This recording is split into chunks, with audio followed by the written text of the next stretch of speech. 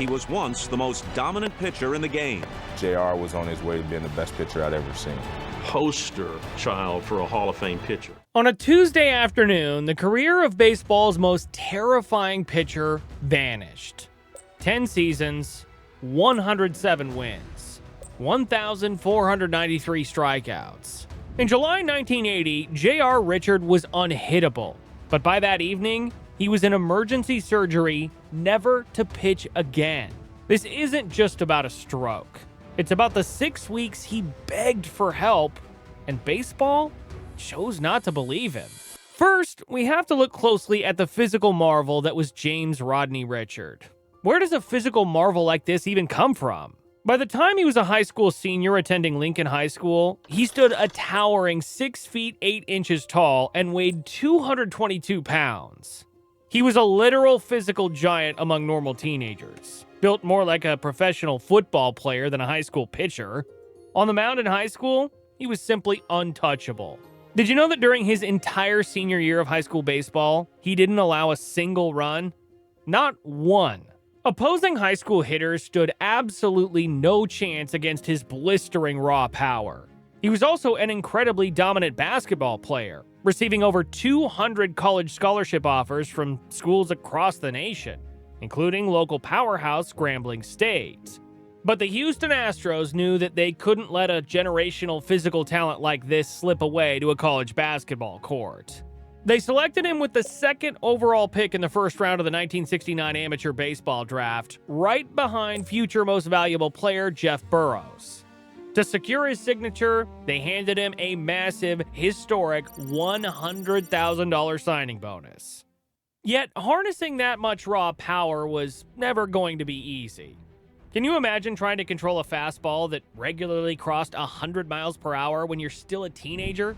In his early minor league years, Richard was a wild, untamed force of nature on the mound. In 1969, playing for the Covington Astros in the rookie-level Appalachian League, he struck out an incredible 71 batters in just 56 innings. But he also walked 52 and finished with a ballooned 6.59 earned run average.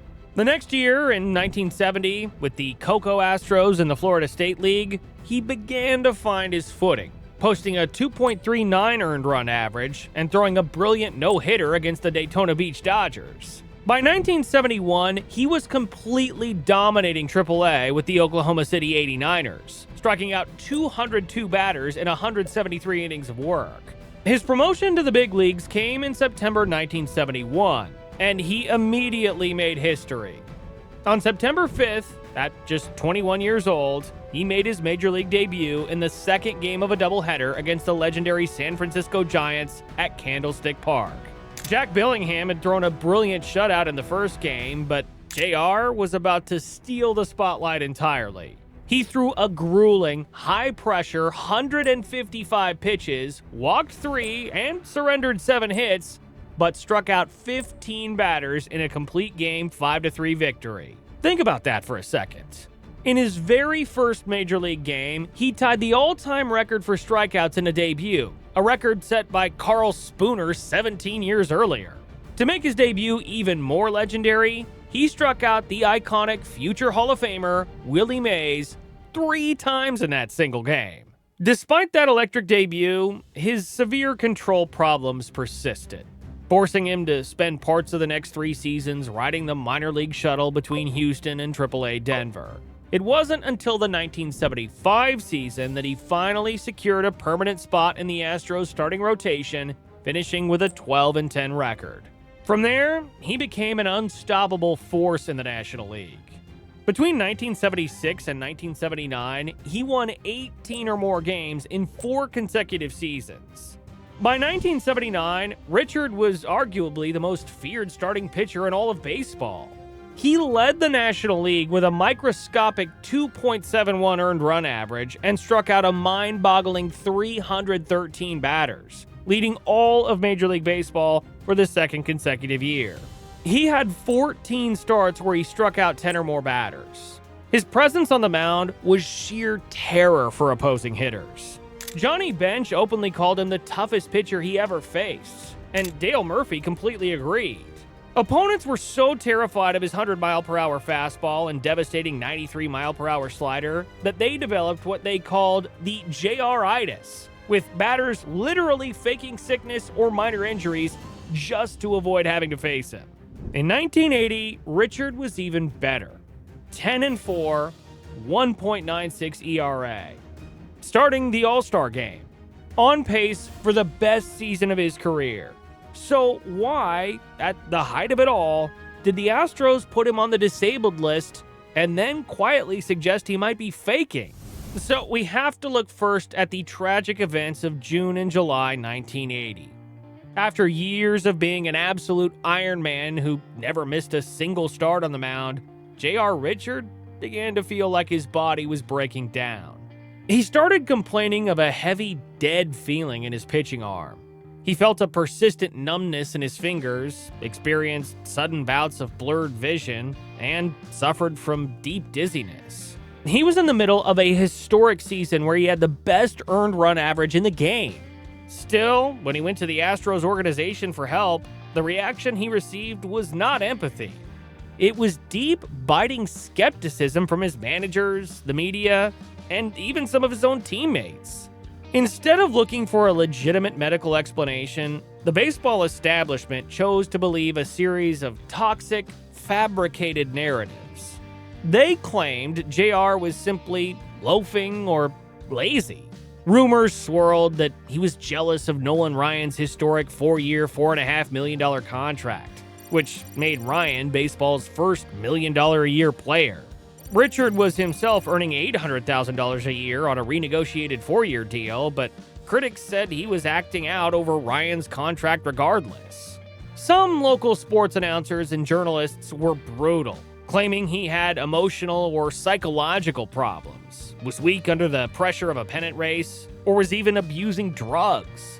During this character assassination, Richard publicly defended himself, saying, "I'd pitched 5 years in a row without missing a start, and they were talking about me faking." But what was actually happening to his body during those critical weeks? If we look at the game logs from that season, the physical evidence was staring everyone in the face.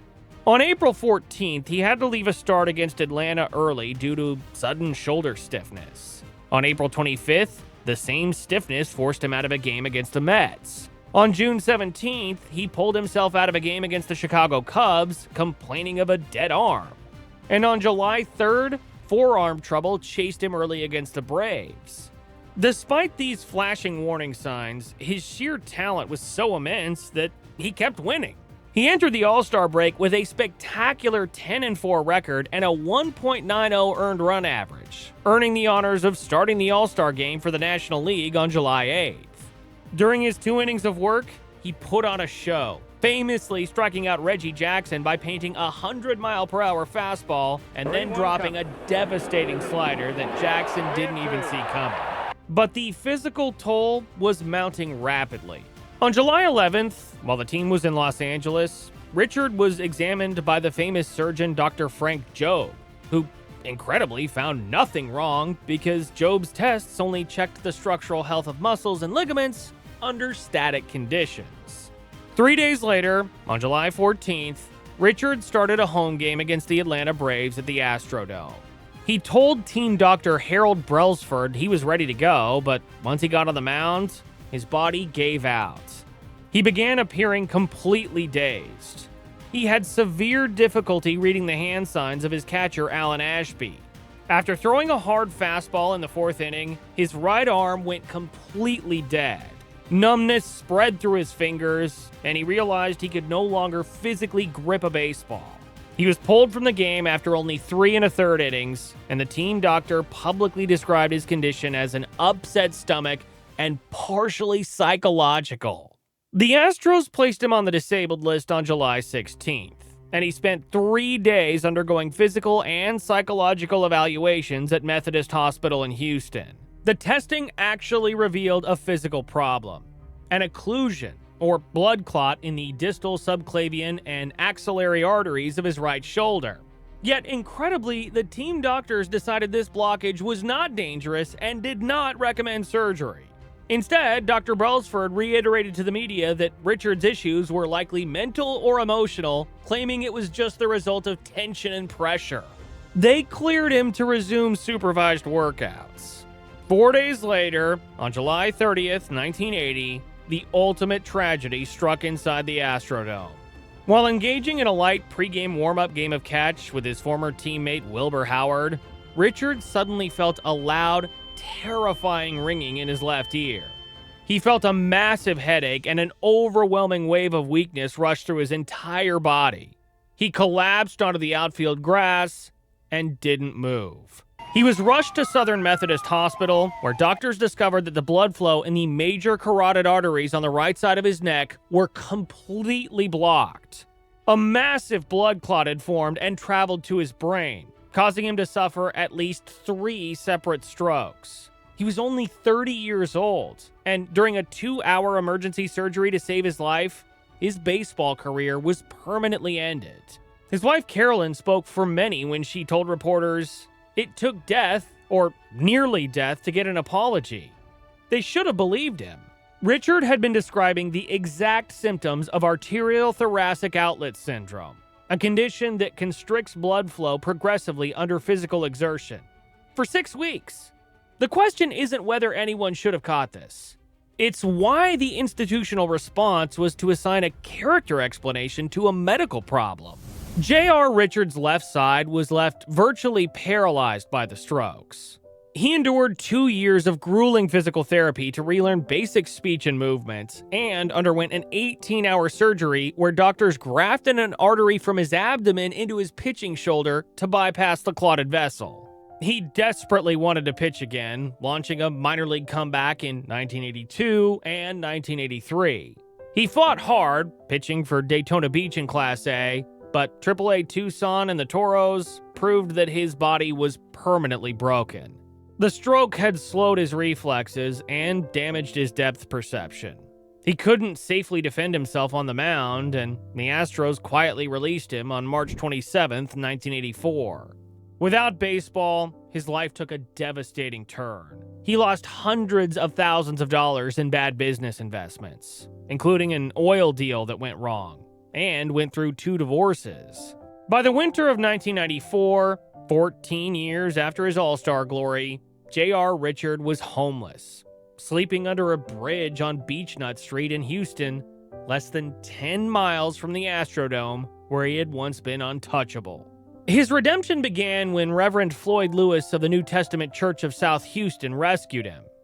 Richard stabilized his life, became an ordained minister, and spent his remaining years counseling the homeless and organizing youth baseball leagues. He passed away on August 4th, 2021, at age 71, as a proud member of the elite 12 Black Aces. Richard's former teammate Enos Cabell said that he probably would have been a Hall of Famer. Hall of Famer Joe Morgan said his stuff gave him goosebumps thinking about what Richard might have become. That raises the hardest question. Who decides which complaints get taken seriously, and what happens to the players whose complaints don't? To look at this fairly, we must look at both sides. The Astros' strongest defense is that diagnostic tools in 1980 were limited. Arterial thoracic outlet syndrome is notoriously hard to diagnose because symptoms only appear during physical exertion. Without modern imaging, standard resting tests came back inconclusive. But that defense fails to explain the public hostility. It doesn't explain why the default posture of the team and media was character assassination, drug accusations, and charges of laziness. Why assume JR was faking instead of investigating further?